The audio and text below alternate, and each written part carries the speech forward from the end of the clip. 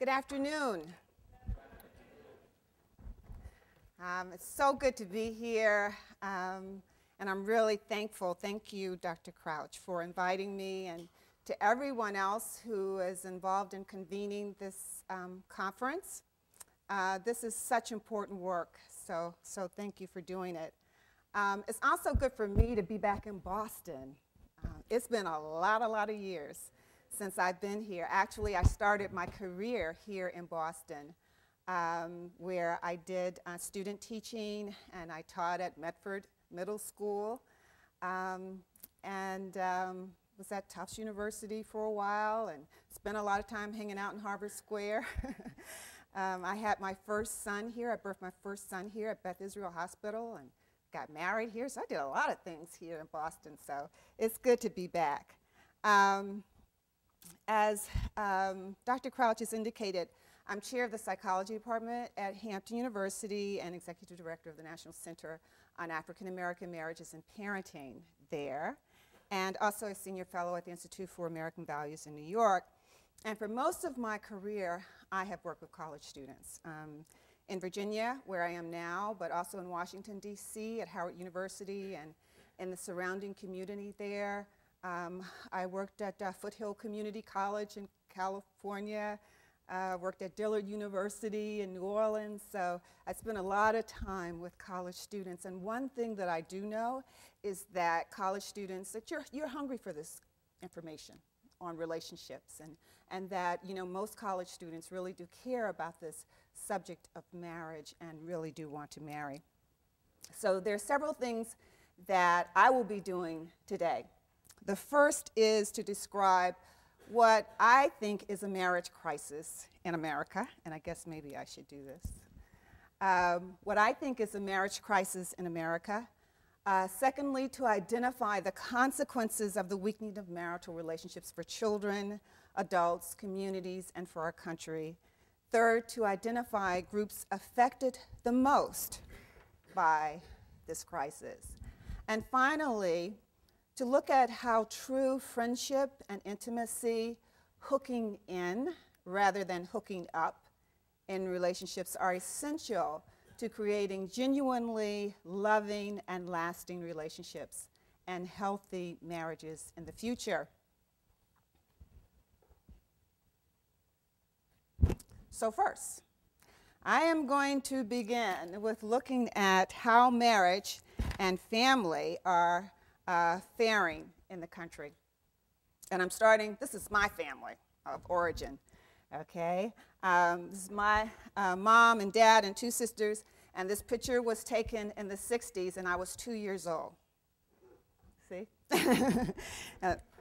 As black families went at that time, we were pretty typical, okay? Most black children, well over 70%, were raised in married family homes. At the time of this picture, I didn't know anyone whose parents were divorced or who had never married. The thought never entered my mind that my mom and dad would not be married or that our family would break up somehow. My family was a working class family in the South, in Hampton, Virginia. My father was an automobile mechanic by trade, and like most black fathers in my neighborhood, worked very hard. Sometimes my dad worked 3 jobs, okay?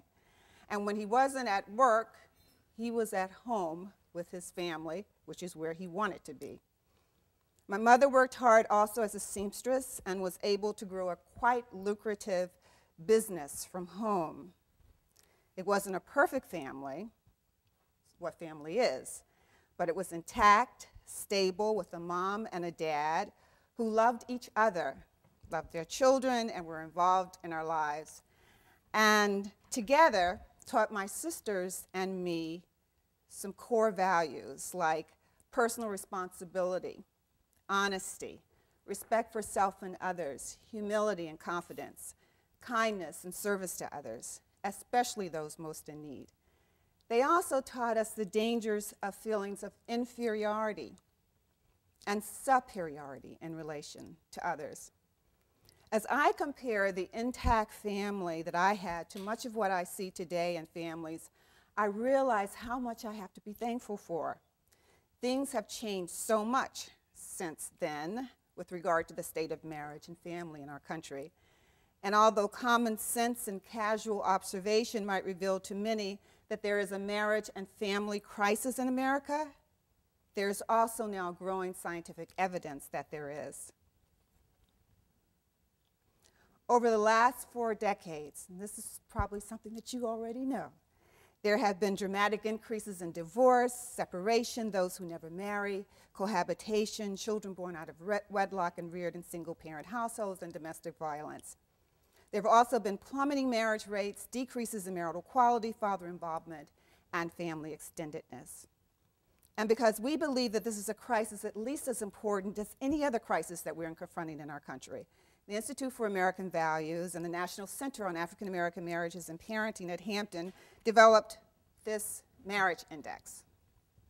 Okay? And this marriage index is used to track the trends statistically. We gathered a group of social scientists to identify the indicators that would give us the most accurate measures of the health of marriage in America, and we identified 5 key indicators. The first being the percentage of adults married, then the percentage of married couples who report that they are very happy or that they're relatively satisfied with their marriages, the percentage of first marriages intact, which gives us an indication of those who are staying together and not divorcing, the percentage of percentage of births to married parents, and finally the percentage of children living with their own married parents.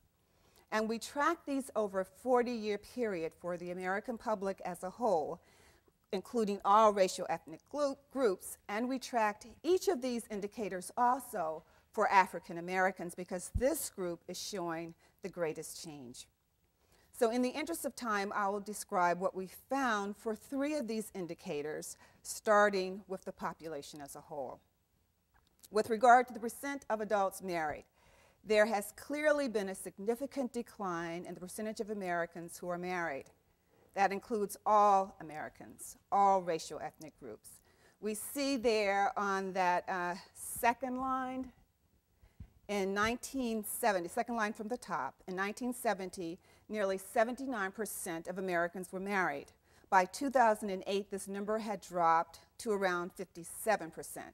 And this represents a more than 21% decline in those who are married. Next, the percent of married couples very happy or satisfied with their marriages. And that's the third line there from the top. In 1970, 67% of all Americans said they were very happy or satisfied with their marriages.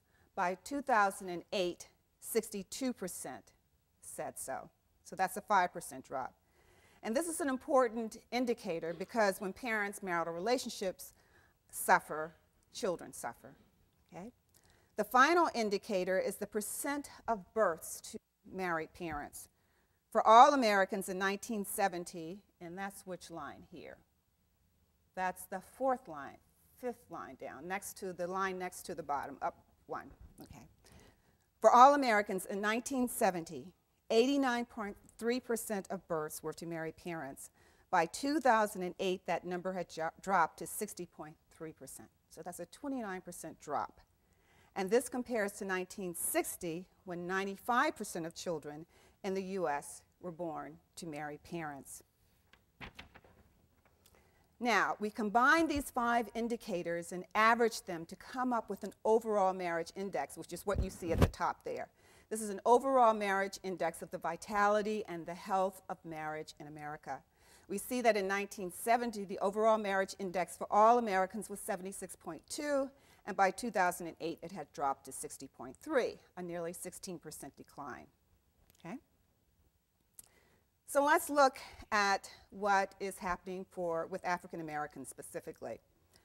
If we look at the percent married, about 70% of African Americans were married in 1970. Again, that's the second line there from the top.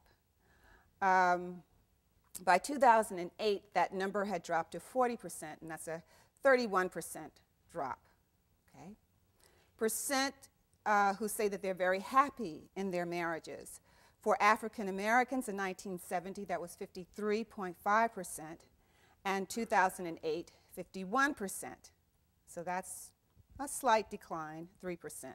So while these changes aren't as dramatic in terms of quality of marriage, declines aren't as dramatic as some of the other rates are, still show that they're relatively low and that they're declining. Okay? Then this is the big one, the percent of births to married parents. For African Americans in 1970, 62.4% of births were to married parents. By 2008, that had dropped to 28.4%. That's a 34% drop. Again, that's that line second from the bottom there. No, third from the bottom, sorry, third from the bottom. Okay? And if we go back even further, as I've done a little in research, which is not reflected in the index here, we see that in 1940, 81% of African American children were born to married parents.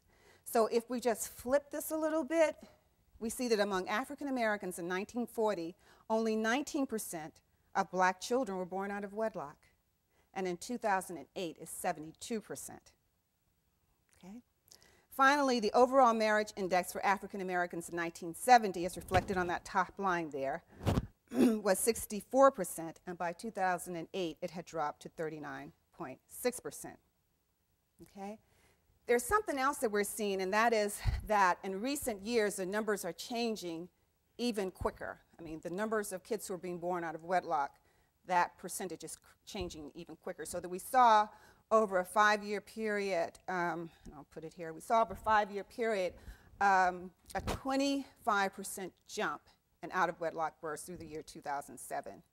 And we also see that there's some variation in that between different racial ethnic groups. So the 28% of white children were born out of wedlock, 51% of Hispanic children were, and 72% of black children were. Okay? So, while we can see that the institutions of marriage and family have weakened considerably, for all racial ethnic groups, marital decline has been significantly more pronounced among African Americans. And the greatest changes that we're seeing among African Americans is those who never marry and out-of-wedlock births.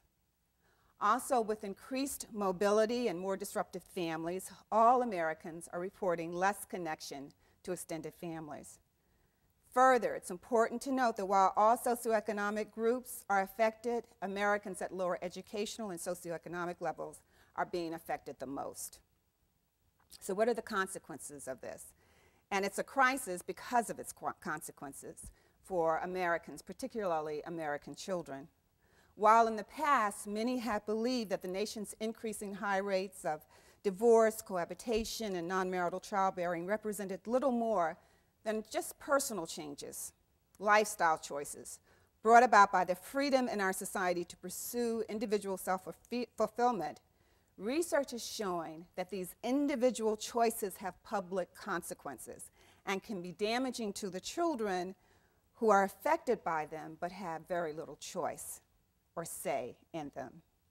We now know that marital decline in the U.S. is a public problem that imposes heavy cost on children, adults, families, communities, and our country. It leaves Americans vulnerable to increasing economic hardship and poverty and to social, psychological, and health-related problems. Now, before I share the research findings on the consequences of marriage for African Americans, I want to introduce you to somebody. This is Ayana, okay? And as you can see, she's beautiful. She's a beautiful little girl. She's also a brilliant, good, and very talented little girl. She's being raised by a single dad who's doing an incredible job raising her. She's a source of much of his joy and the focus of much of his life. Yet it's difficult for him raising this little girl by himself, without a wife, without her mother, getting her to and from school, dressing and feeding her, paying all the bills, etc. This is all for him to do on his own. And then there's the added struggle of negotiating Ayana's relationship with the mother, which is quite complex, and the role that she plays in contributing to the care of Ayana. Ayana is a blessed little girl simply because she is Ayana. And she has a great father and a mother who, of course, loves her, and because she has an extended family who have some means and will always support her and her dad as needed. There is great promise for Ayanna, but if you asked Ayanna, you asked her dad, if you asked her mother, and if you asked me what would have been in her best interests, we would all have said it would be best for Ayanna if she had been raised in a married parent household with her parents loving one another. Ayanna, by the way, is my granddaughter, and her father is my son. I tell this story because when the research findings on the effects of the weakening of marriage on American children and adults is revealed, some people misunderstand the message and the messenger. Some mistakenly think that we're suggesting that single parents cannot or do not do a good job raising their children, or that we're devaluing single moms or saying that children raised in single-parent homes are less than somehow, or deficient, or limited in some way, or that there is no hope for them, or that if you're single or divorced, you are a failure or destined to be less successful than someone who is married, which is clearly not what we're proposing. The point here is simply that the research shows that marriage matters, and healthy marriages matter even more for child and adult well-being. That if we look at the population as a whole, those who are not married and their children are at greater risk in some ways than those who are. So having said all this, the social science research shows that on average, children in single-parent homes compared to those in married parent homes are more likely to be at risk.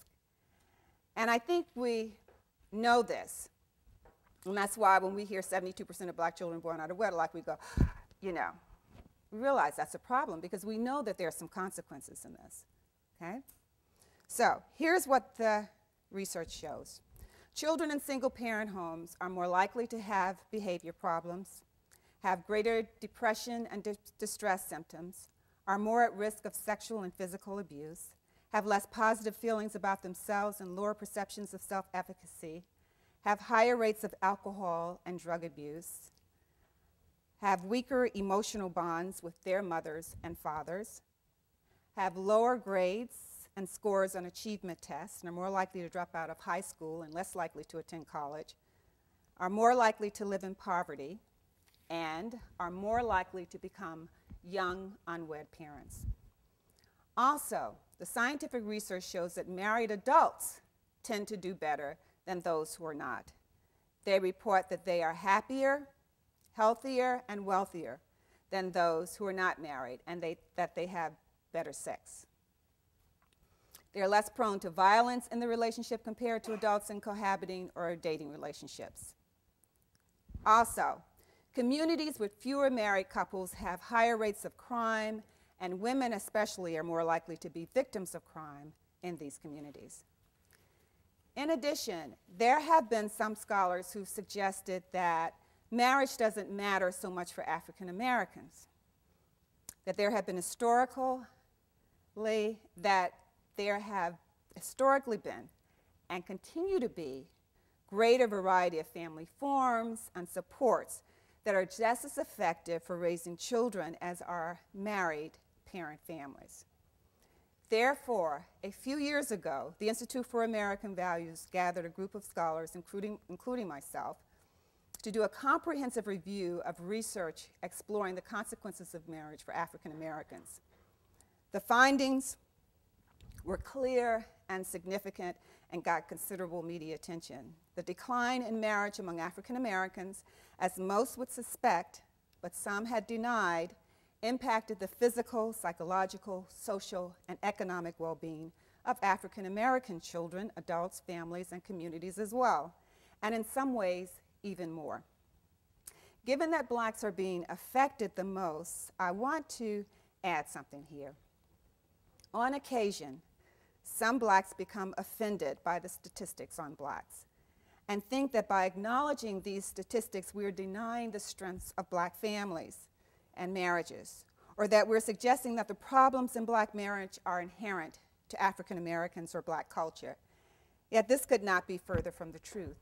Most of us doing this work recognize the historical, cultural, political, economic factors that put African American marriages more at risk, beginning with enslavement, racial oppression, economic exploitation, and cultural domination.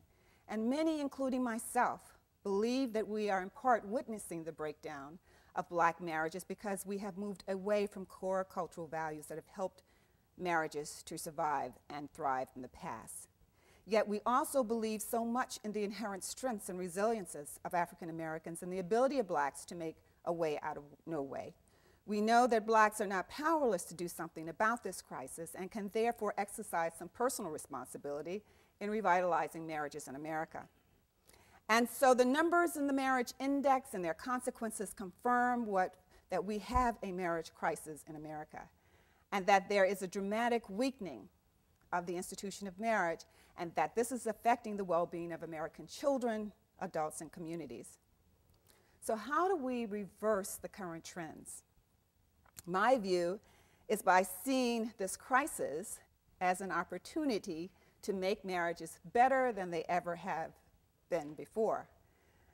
One extraordinary opportunity we have is what you're doing here.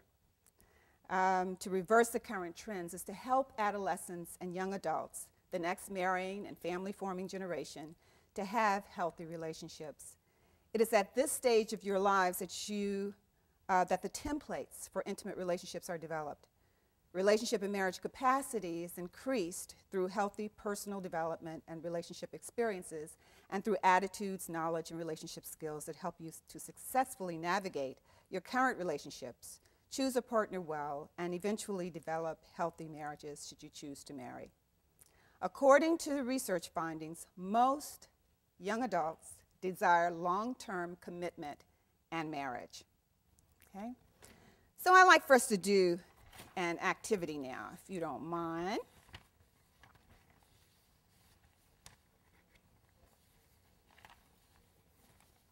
Let's see where I put this.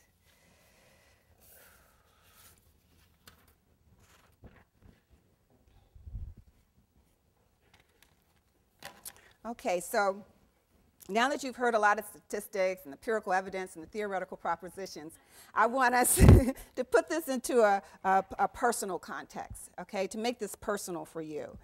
And I want you to consider what motivates you, what most motivates you to have an intimate, long-term, committed relationship. I want you to just be quiet and go within to that deepest part of yourselves, to your heart space, if you will.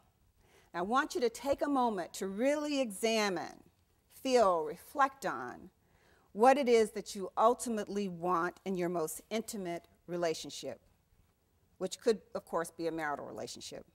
What is your dream? What is your dynamic vision for this relationship? What inside of you do you want to satisfy in relationship? What do you hope to fulfill, to enliven, to complement, to expand, to open in you? Now, this is not what our high-tech, low-touch society is telling us we should want. This is not what even the media tells us we should want, or commercials tell us we should want, or your parents tell you should want, okay? But this is what you want, or even religion tells you should want. But this is, I'm asking you to go in and get access to what it is you want to be satisfied within you in relationship, in your most intimate relationship, okay? So if you could just take a minute and reflect on that.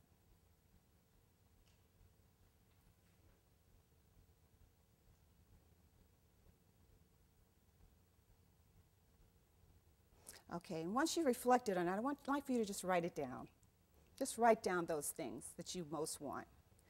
For example, for me, it's to be cared about and to care for someone. That's the kind of thing we're talking about at the heart level. You could just write those down.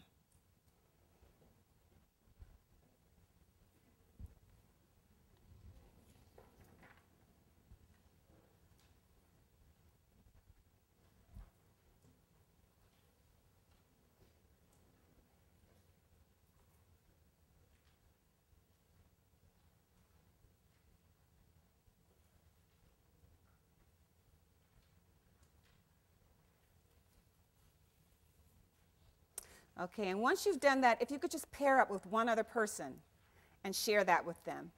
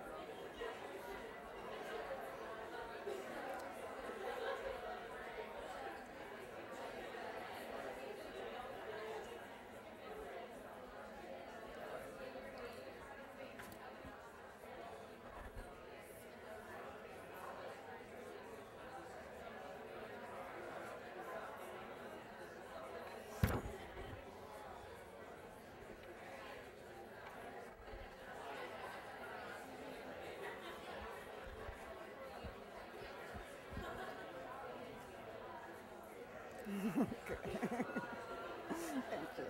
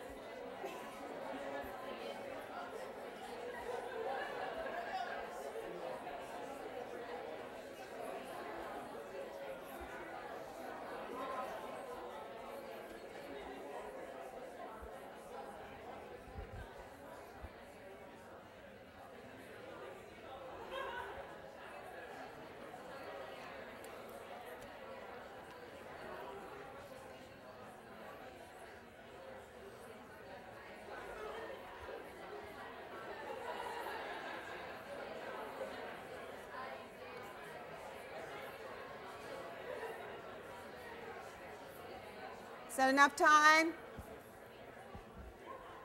Okay.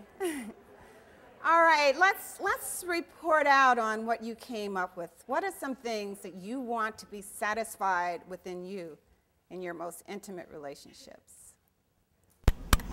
You can report, you can say what your partner said, told you, or said your partner. If you're not comfortable saying what you said. A best friend. A best friend? Thank you. Yes. To be accepted for who you truly are. That's a real big one, isn't it? To be accepted for who you are and to accept that other person. Yes. Yes. Well, all this talking about families has got me thinking a lot more, not just about a wife, but also children and family. And I thought about just having a family, just being accepted with multiple people, my spouse, but also children. Like So what you want to have satisfied within you is having a family. Yes. Okay.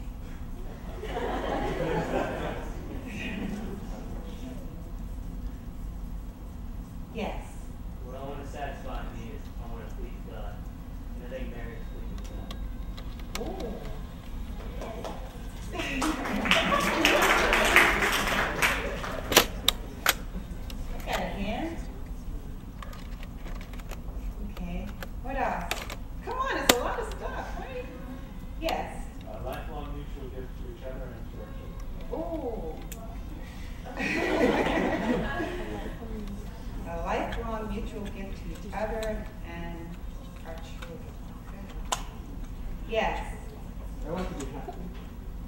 want to be happy.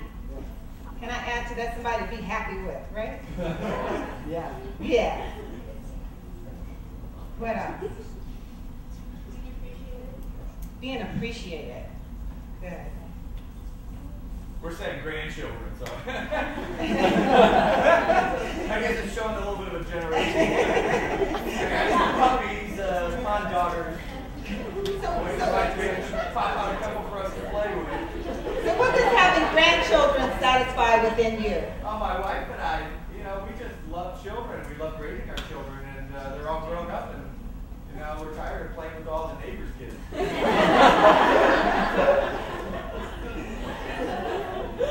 And what does that satisfy within you? I think that we were talking here. One of the things that I thought of was how much I like to give. I mean, sounds kind of strange, but I like giving to my wife. I like giving to my kids, and grandkids give a lot back. But there's something about their receptivity. Kids have a real receptivity to your giving. You give them time, and you take a walk with them. And they live for that, I mean, it sounds horrible. I walk home, or I get home, and if I ever can get home with a snowstorm. But my two little Shih Tzu puppies, I mean, I'll lay down on the ground and they'll be on me screaming and happy. You love to give to them and do things with them, and they reciprocate and they give it back. And us adults, we get a little stiff after a while. So. My wife and I are living for the family structure growing. I can't wait to have my two daughters and their spouses. We just took a trip to Rome and took our daughter and her husband and did the best of times. I just want to live long enough to see the family keep growing and become all those good experiences that you have. Good, good, good. So the giving and the sharing with someone else. Good. Anyone else? What does it satisfy? What do you want to be satisfied within you? What will it complement within you to be in this intimate relationship? Getting to the core of why you want this intimate relationship. Yes. I desire to be good, and so I think it gives you an opportunity to forgive and sacrifices you never have before. Good. Very good.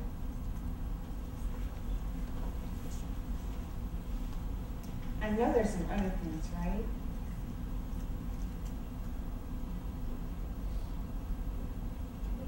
Yes. To be loved. Good. Yes. To be understood. Good. I told my husband when we got married that I want him to help me get to heaven. So I feel like that's my ultimate destiny, and that he's my partner in that. So I look for companionship and compatibility and trust. Good. Companionship, compatibility, and trust. Anything else? Yes. To make a home. To make a home. To make a home. Someone to make a home with. That satisfies what in you? To stop searching, finally settle down, have someone you call home where you know you're safe. Good. Anyone else? Okay, so those are all great.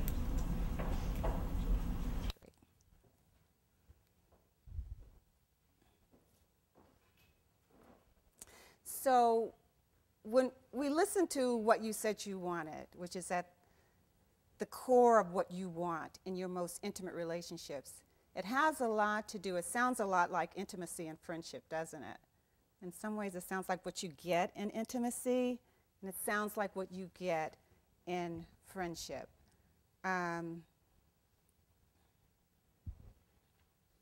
So how do we increase the likelihood that young adults get this? Okay?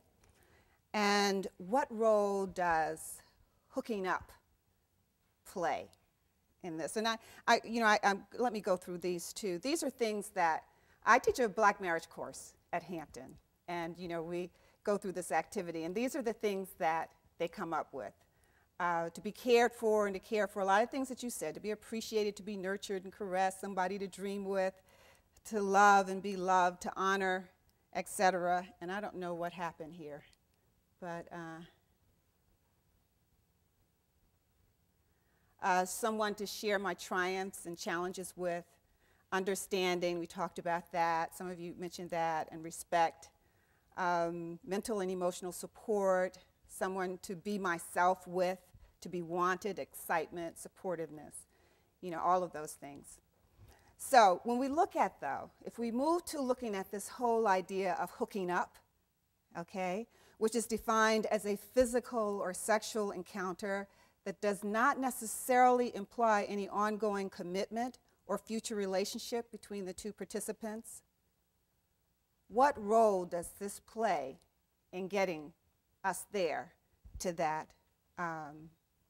intimate relationship ideal that we talked about? Hooking in, which is what you were just doing, is defined as going within and reflecting on what one hopes their most intimate relationship will satisfy emotionally and perhaps spiritually within them. It is ultimately an internal dynamic vision for this relationship.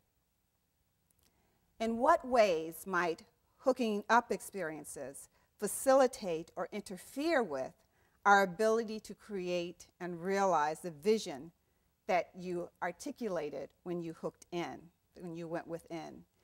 Do these experiences help prepare you for these relationships, or do they provide experiences that are potentially emotionally damaging and scarring?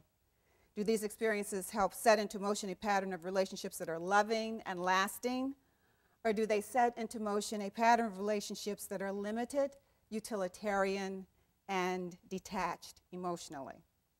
The visions that you described included, as I just indicated, many of the components of true intimacy and friendship. True intimacy involves real human and heart connections with another, connections that are intellectual, emotional, and spiritual. Intimacy is a process. It takes time. It develops over time. Hooking up, in contrast, is the experience of having a physical encounter with someone that disallows these connections. It is intended to be a brief and finite experience. When we look at the characteristics of friendship, friendship is mutual enjoyment and acceptance and trust, respect, assistance and supportiveness, interest, confiding and understanding. There's spontaneity in a relationship when there is friendship because you feel safe enough to be yourself. Also, power is shared in friendship relationship, and neither tries to control the other. There's no inclination or time given to developing these friendship qualities when one is hooking up. The one quality that might be sought in hooking up that is associated with friendship is the enjoyment part. And that part is the enjoyment is very fleeting and static. Okay?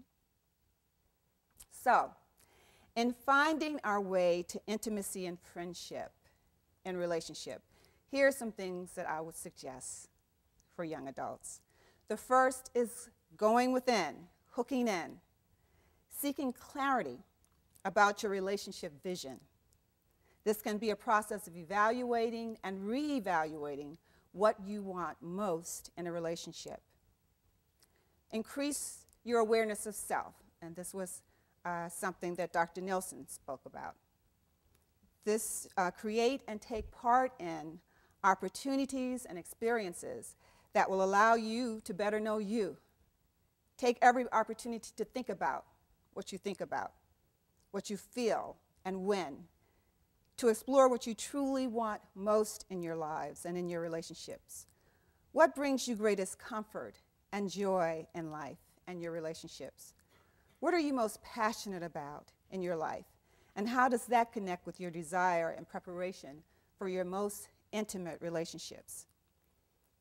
If you are having sexual relationships with random people who do not care about you and who you do not care about, and who are not committed to you and you are not committed to, and with whom you have not developed true intimacy, how does it really make you feel? And how does it make you feel about yourself? And when and if you are doing something that makes you feel bad about yourselves or another human being, to think about why you're doing it. Another way to find ourselves to these intimate relationships, suggestion of mine, is to seek integrity in all relationships.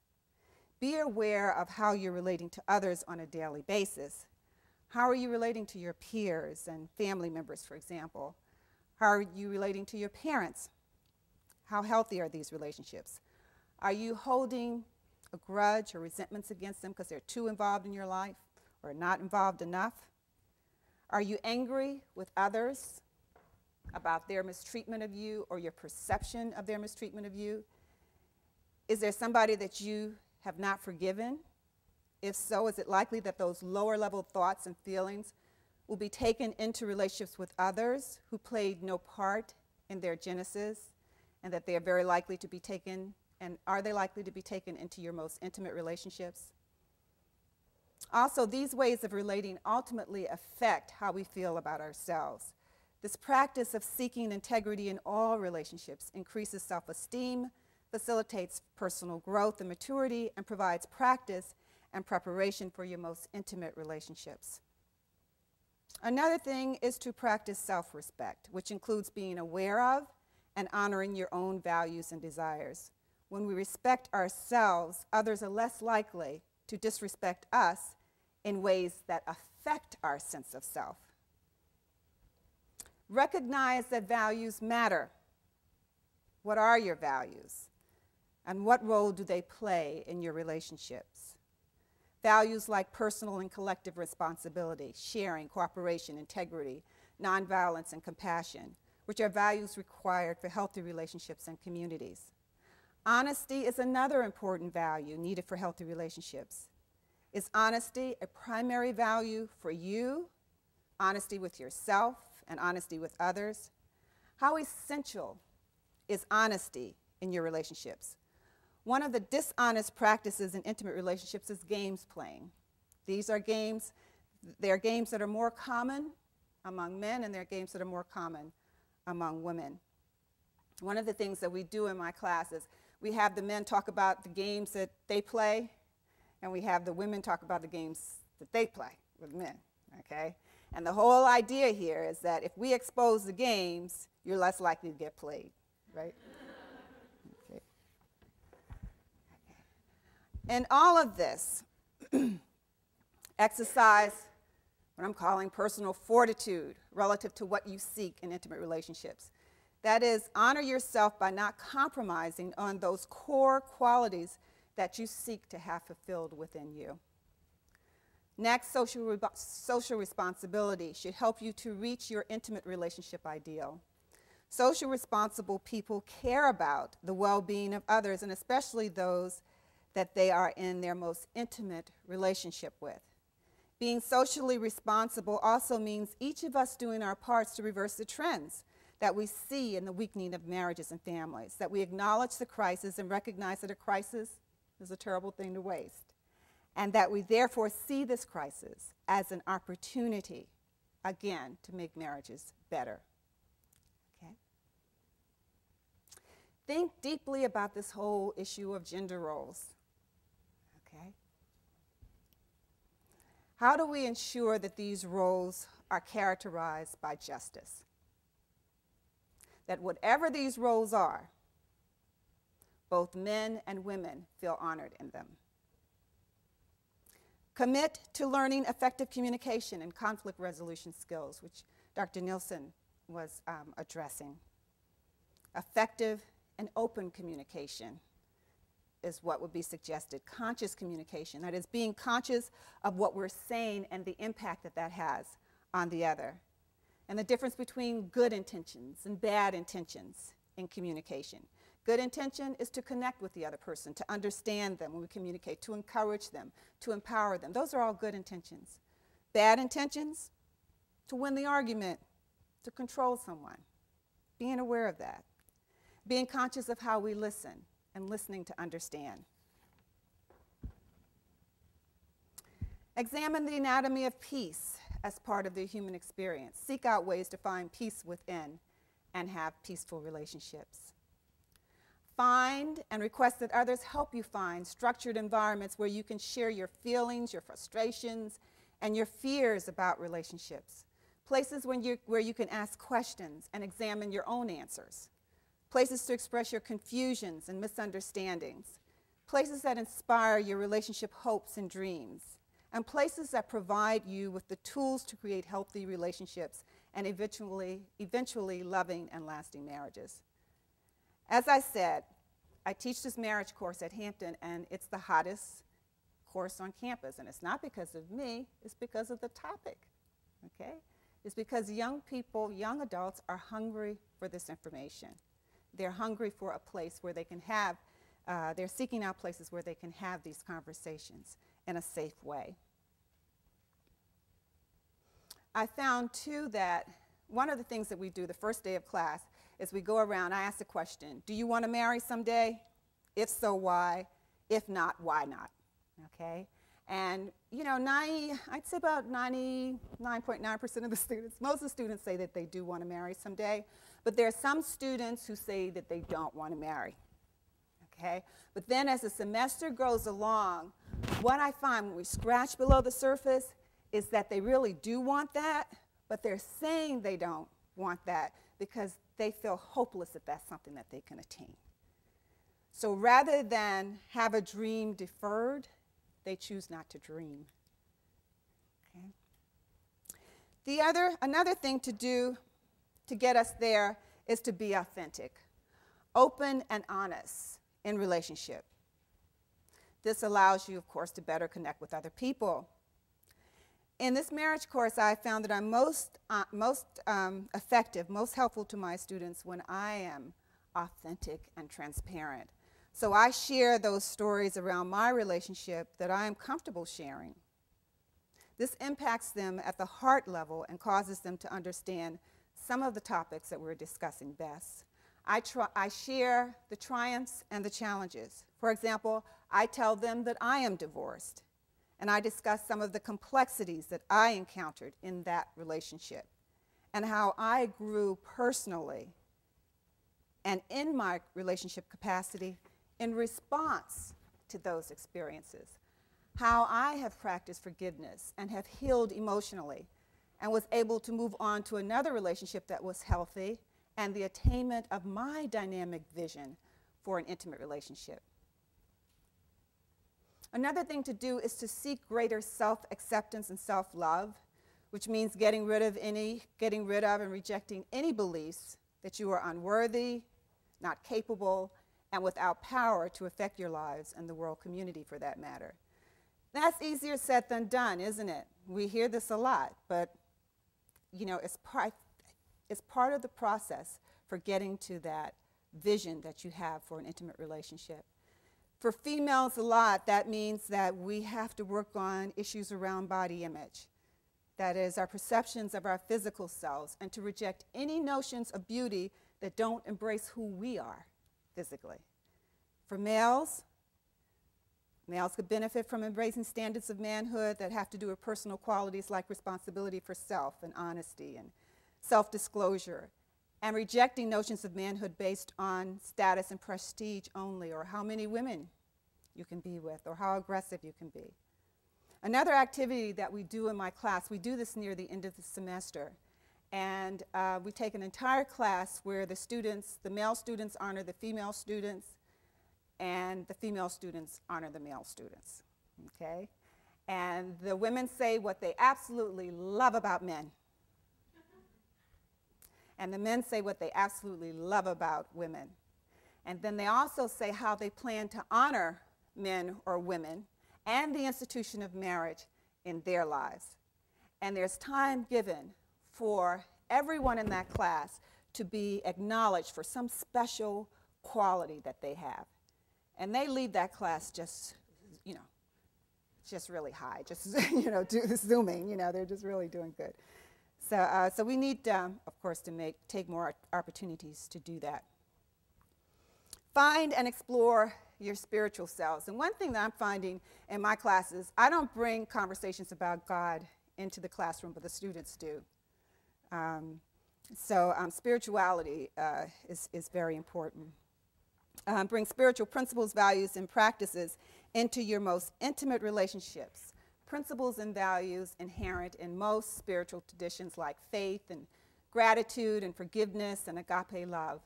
These spiritual principles and values, when practiced in our relationships, go a long way towards attaining that dynamic vision that we have for our most intimate relationship. Also, we find our most dynamic relationship visions for ourselves, and we help others to do that as we challenge ourselves to see the very best in ourselves and in others. Okay?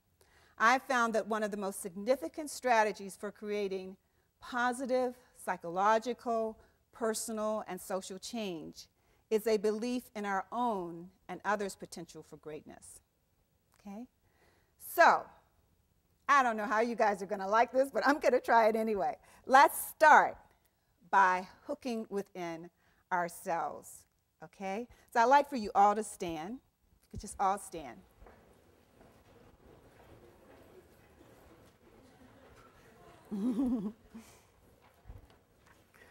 All right, so I'd like for you to repeat after me, and repeat after me loudly, okay? I'm hooking into being respected, respectable, and respecting in my most intimate relationship. Is that too much? Okay. I'm hooking into being respected. I'm looking into being respected, Respectable. respectable, And respecting in my most intimate relationships. and respecting in my most intimate relationships. Good. Okay. Now, a little bit louder. I'm looking into being appreciated.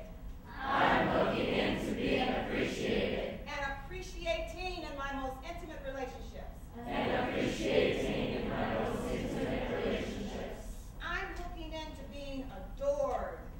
I'm looking into being adored, Adorable. adorable, And adoring in my most intimate relationships. and adoring in my most intimate relationships. I'm looking into being honored. I'm looking into being honored, Honorable.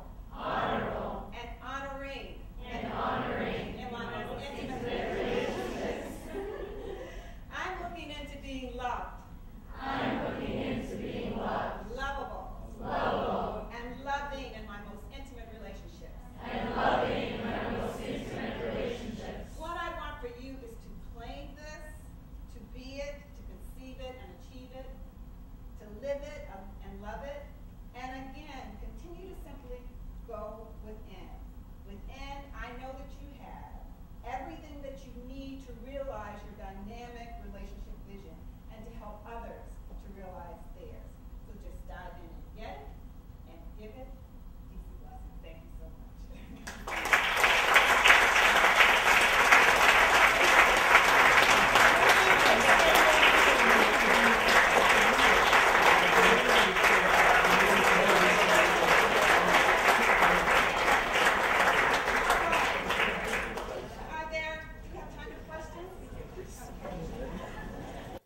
Are there any questions? Are there any questions? Yes. But how can we try to encourage our friends to seek this type of self-respect and all the good things you described without making it sound like we're putting their way of life down or, I don't know, their method of seeking relationships and friends who are really young? Yeah. I mean, I think you can go in, you can have that conversation with them about really what that's doing for them. You know, how they really feel that that's benefiting them, how that's making them feel about themselves. And a lot of times, you know, we have our greatest impact by being that example ourselves. Yeah. Any other questions? Yes. I think most or all of us recognize the truth that we've been talking about today. But how do we get the message out to more than just these 100 people here? I mean, that's what I came here for. How do we get this message out? It's so, the culture is so, you're just getting it all the time from the culture. It's, yeah. Yeah. There's just But so the tools are there. Yeah. Yeah, popular culture, it's hard to get this into the popular culture, isn't it?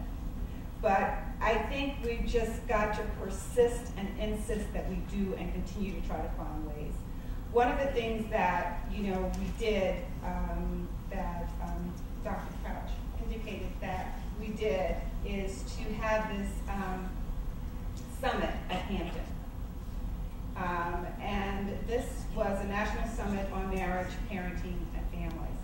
And we invited some of the country's major leaders to this summit.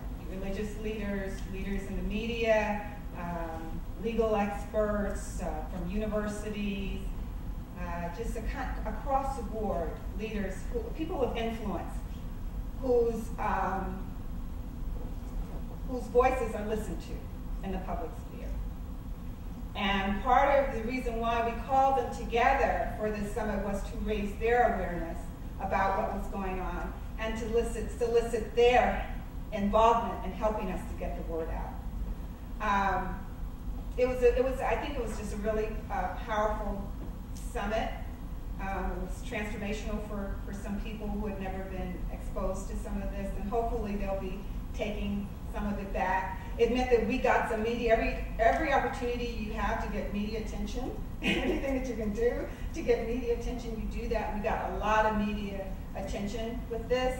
One of the things that I found when when I was being interviewed about this, crisis and so forth and what we can do, that there's a tendency for the media to want to change the conversation to same-sex marriage rather than to, what's happening generally with heterosexual marriages and their consequences. And I think we have to just sort of stay on message when that happens and, insist that this is, not what I came here for.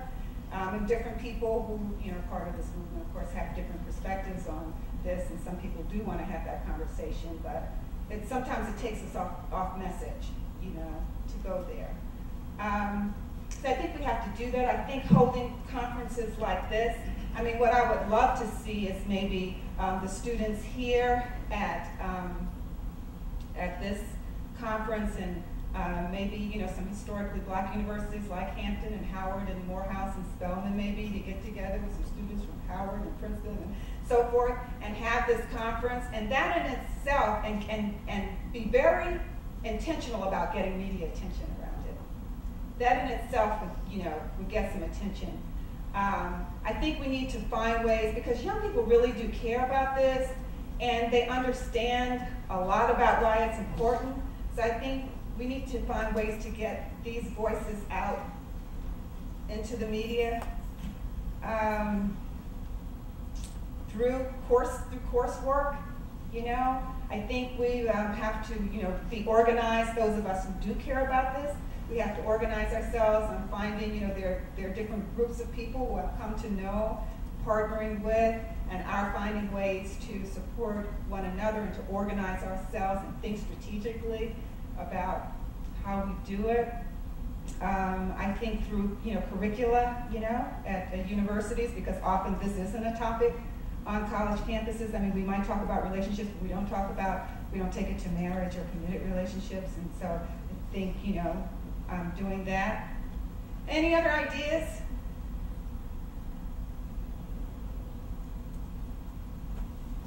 Does that help? Yeah, I think we should give a round of applause to the leaders of this movement here. Yeah.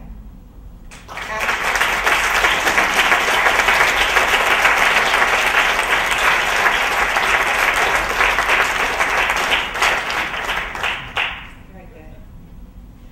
Any other questions? Yes. I have a question, Linda.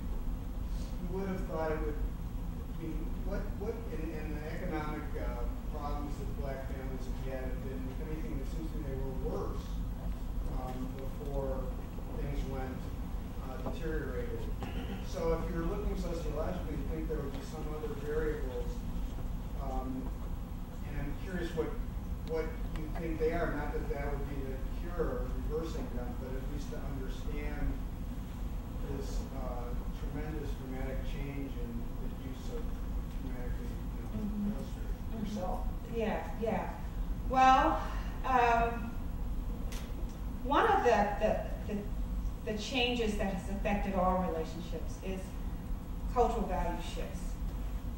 That we have simply, as a society, become much more individualistic and more materialistic. And that's true for African Americans as well. So we've been affected by this.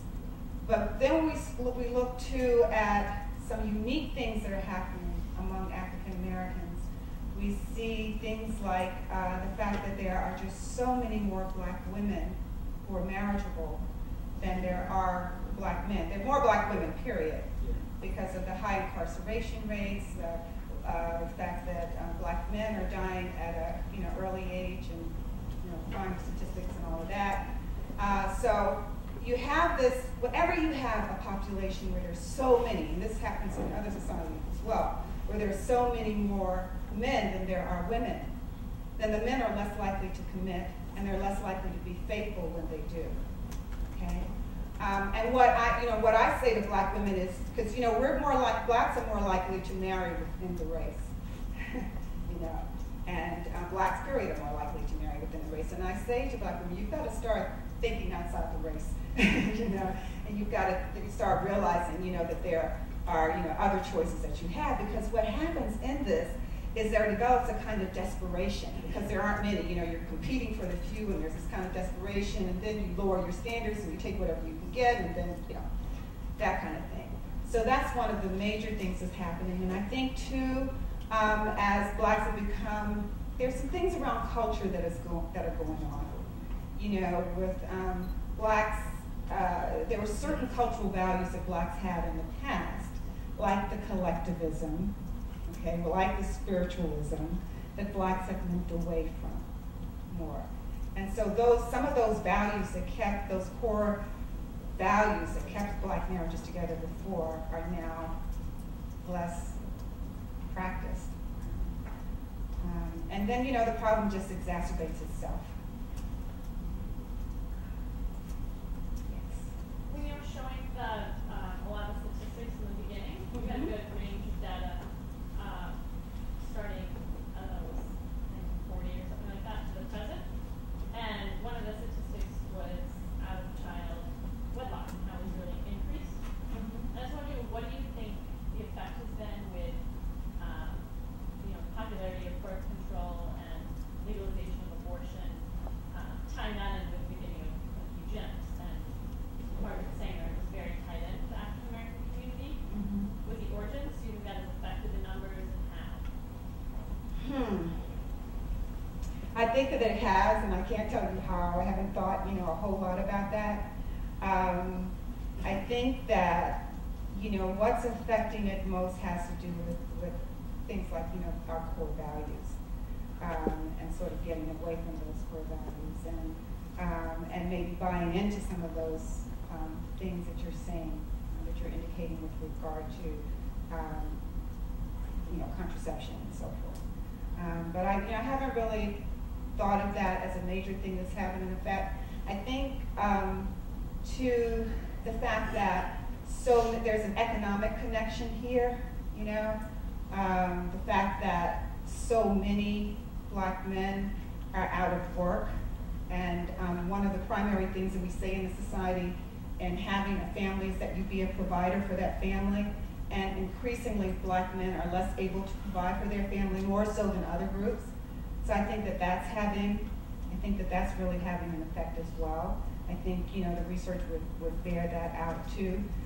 Black women are being educated at such a higher rate than are black men.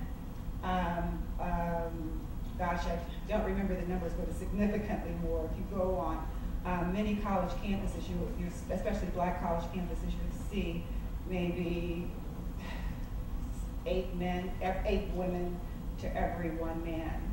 So black women are just being educated. They're getting undergraduate degrees and graduate degrees at a higher rate than our black men. And so that creates a problem too in the relationship between them, because black men, it's affecting the self-esteem of black men and black men's ability to provide for their families. And their women are providing more than they are. The psychology that goes along with that. Yes. We keep talking about other questions we want to ask you. I've been paid a lot of attention to the, there's studies that have surveys and things that have looked at people's attitudes toward marriage. The high percentage that want to have a really good marriage, and you refer to some of those stats. And yet, I'm not aware of any clear survey data that shows what I call an undercurrent of a negative attitude toward marriage.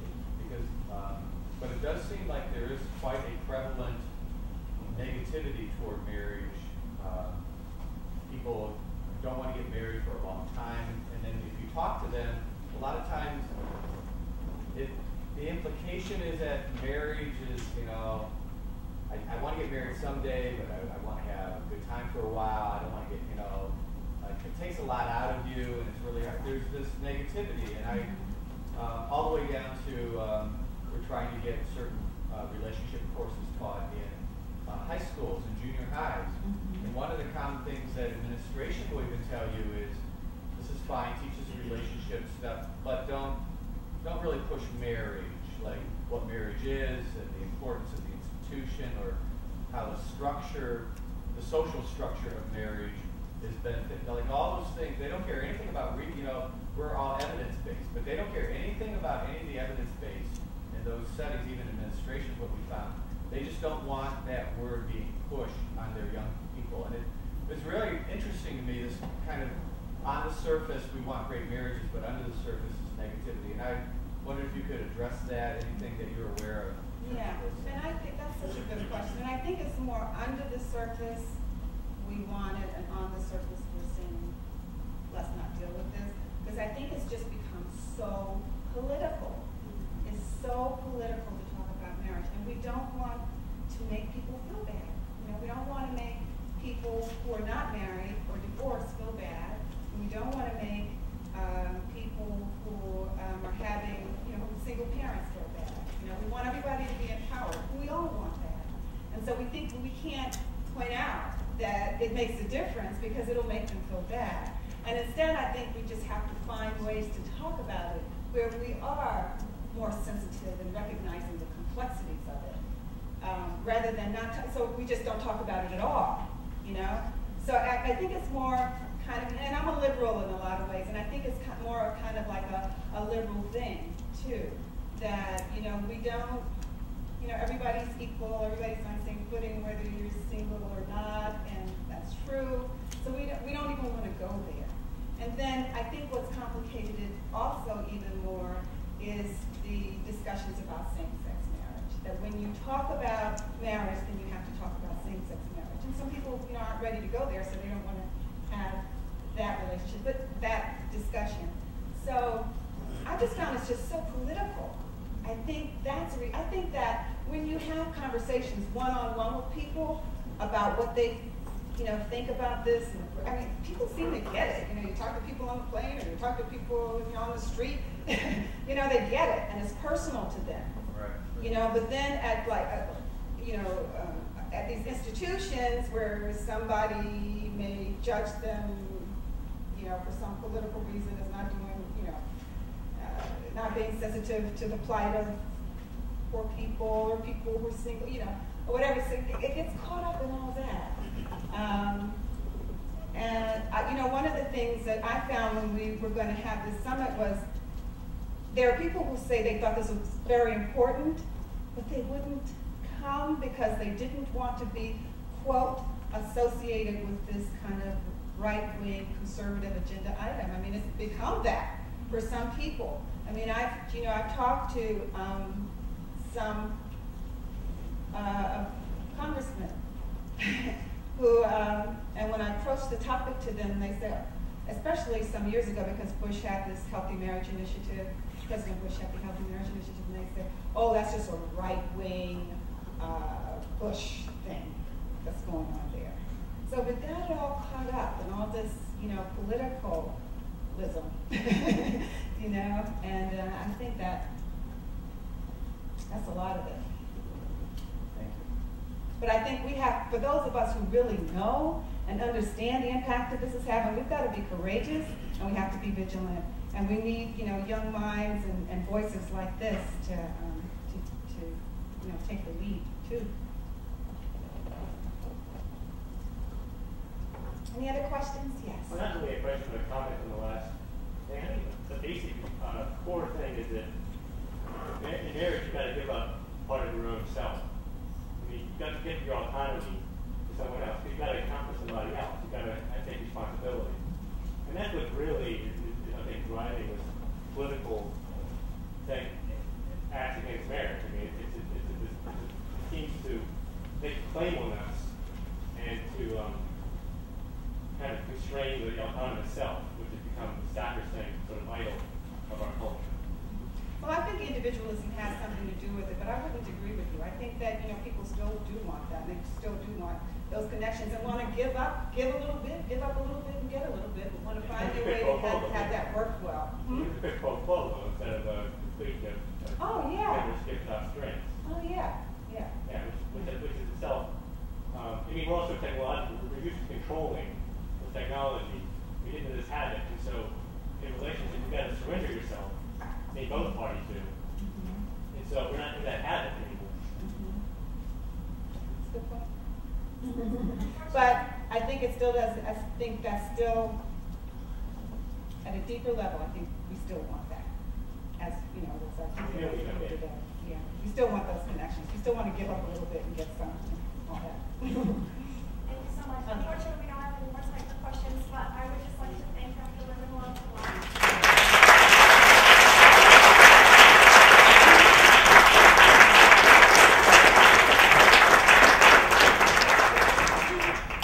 thank you all again so much for coming. This concludes the day. I hope you all have felt really enriched by the conversation. What we have here is a room full of people that come from a variety of different backgrounds and faith traditions and beliefs, and certainly our speakers do as well.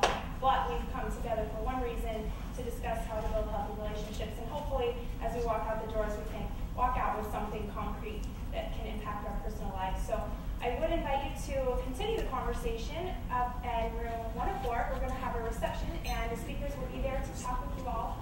And yeah, thank you all for coming.